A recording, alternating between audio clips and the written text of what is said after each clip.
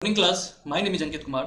आज इस सेशन में हम डिस्कस करने वाले हैं रिसेंटली यूनाइटेड नेशन ने इस्लामोफोबिया के अगेंस्ट जो है एक रिजोल्यूशन पास किया है। अब देखो इंडिया में सीए का जो नोटिफिकेशन जारी हुआ, इसके बाद यूनाइटेड नेशन को ऐसा लगा कि इंडिया के अंदर जो है बेसिकली मुसलमानों को दबाया जा रहा है, सप्रेस किया जा रहा है। इसी के कंटेक्स्ट में यूनाइटेड नेशन ने इस्लामोफोबिया के ऊपर एक रिजोल्यूशन पास किया है। जैसा कि आप देख सकते हैं यहाँ पे United Nation global perspective of human stories, इसने क्या किया है, call for united action to combat rising Islamophobia. देखो इस्लामोफोबिया होता क्या है कि इस्लाम से डर, मतलब इस्लाम का देखो थोड़ा सा नेचर जो है ना वो बिगड़ गया है। जैसे कि अगर बात करें टेररिज्म की और उससे रिलेटेड एक्टिविटी को देखते हुए लोग इस्लाम को कहीं ना कहीं हेट करते हैं। तो यूनाइटेड नेशन इसी के लिए एक रिजोल्यूशन लेके आया है ताकि लोग इस्लाम से हेट ना करें, इस्लामोफोबिया से डरे नहीं।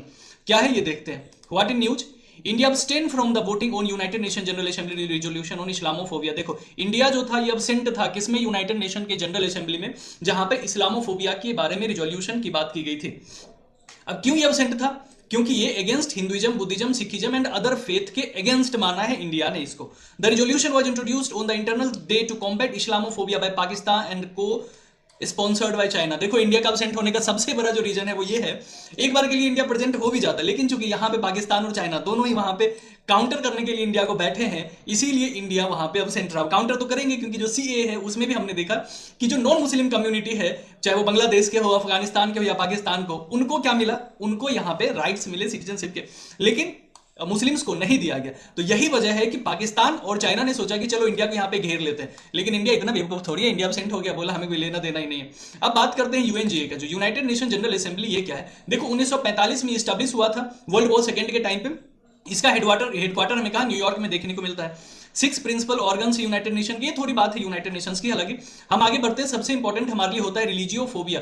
रिलीजियोफोबिया क्या होता है, इट रिप्रेजेंट एन इरिटेशनल और ऑब्सेसिव फियर और anxiety of religion, religious faith, religious people और रिलीजियस ऑर्गेनाइजेशन। देखो इंडिया के अंदर, इंडिया ही नहीं वर्ल्ड वाइड हर जगह मुस्लिम को लेके, जो एक मुस्लिम रिलीजन है उसको लेकर रिलीजियोफोबिया क्यों है, क्योंकि मोस्ट ऑफ जो आतंकवादी टेररिस्ट होते हैं वो कहां से आपको देखने को मिलते हैं, वो देखने को मिलते हैं मुस्लिम कम्युनिटी से। इवन कोविड के टाइम पे भी देखो तो बहुत सारा बवाल हुआ था इंडिया के अंदर, जहां पे भी दंगे भड़कते हैं वहां आप देखो तो मोस्टली टाइम वन पार्टी एक तो मुस्लिम होती ही होती है, और थोड़ा सा इनका जो अर्लियर वे में भी था कि इन्वेजन वगैरह करते रहते थे। तो इस वजह से एक रिलीजियस फोबिया बन गया है जो कि इस्लामोफोबिया के नाम से जाना जाता है। जहां भी मुस्लिम्स होते हैं वहां पे कहीं ना कहीं इस्लामोफोबिया हमें देखने को मिलता है। क्रूसेड वॉर भी हमने इसी इस्लामोफोबिया की वजह से देखा था। अब जो है फिलहाल 2022 में देखो यूनाइटेड नेशन जनरल असेंबली ने डिक्लेयर किया था 15 मार्च को international day to combat Islamophobia. देखो यूएन जो है उसका एक काम है कि बैलेंस प्रोवाइड करना। तो यूएन कभी नहीं चाहेगा कि किसी एक कम्युनिटी को लेके इस तरह से क्लैश हो, इस तरह से उसको जज किया जाए। तो 15 मार्च 2022 को पहली बार international day to combat Islamophobia किसके द्वारा डिक्लेयर किया जाता है, यूनाइटेड नेशन जनरल असेंबली के द्वारा। अभी इसमें करीब करीब 57 मेंबर्स आप देख रहे हो। रिसेंटली जो है इस्लामोफोबिया को लेके जो रिजोल्यूशन है वो किसने पास किया है, तो रिजोल्यूशन पास किया पाकिस्तान ने, और पाकिस्तान को बैक किसने किया, सपोर्ट किसने किया, तो वो किया चाइना की सरकार ने। अब देखो पाकिस्तान और चाइना जब एक साथ आ जाए तो इंडिया के लिए ये सच में एक बहुत ही चिंता का विषय बन जाता है, इसीलिए इंडिया ने इस रिजोल्यूशन से बाइकआउट किया। अब इंडिया का यहाँ पे क्या एस्पेक्ट है, क्या स्टैंड है इंडिया का, वो हम देखते हैं। India asserted that the prevalence of religiophobia against Hinduism, Buddhism, Sikhism and other faith facing violence and discrimination must also be acknowledged rather than singling out। बिल्कुल सही है। देखो कि आप सिर्फ एक रिलीजन इस्लाम की बात कर रहे हो, अगर हम माइनॉरिटीज की बात करें, जैसे पाकिस्तान में हिंदू बुद्ध ये सब माइनॉरिटी के अंदर आते हैं, तो इनके साथ भी तो डिस्क्रिमिनेशन उसी लेवल पे होता है। तो आप वहां पे क्यों बात नहीं करते हो, सिर्फ इस्लामोफोबिया की बात क्यों हो रही है। बात होनी चाहिए तो हिंदुइज्म, बुद्धिज्म सबके लिए बात होनी चाहिए। सिखिज्म की देखो कनाडा के अंदर, यूएसए के अंदर, इनफैक्ट अभी यूके के अंदर हमने देखा है बहुत सारे सिखों के पगड़ी तक को उतार दिया गया। तो इनसे अगर बात करनी है तो आपको एक ब्रॉड पर्सपेक्ट में करना चाहिए, ना कि सिर्फ और सिर्फ एक मुस्लिम कम्युनिटी को लेकर बात करनी चाहिए। ये हमारे इंडिया का स्टैंड था, ठीक है।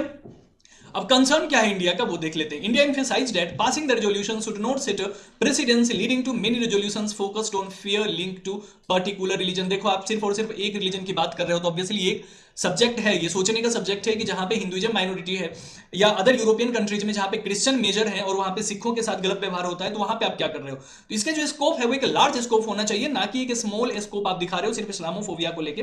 तो इंडिया का कहना है कि अगर आपको डिस्क्रिमिनेशन रोकना है तो ग्लोबली हर एक रिलीजन के अगेंस्ट रोको, ना कि सिर्फ और सिर्फ इस्लामोफोबिया के ऊपर। तो ये थे आज के आपके करंट अफेयर्स के सेशन। आई थिंक आपको रिलीजियोफोबिया और इस्लामोफोबिया का कंटेक्ट समझ आ गया होगा, और क्यों इंडिया इसके अगेंस्ट खड़ा हुआ, क्यों अब्सेंट था। तो ये भी आपको समझना चाहिए कि जब बात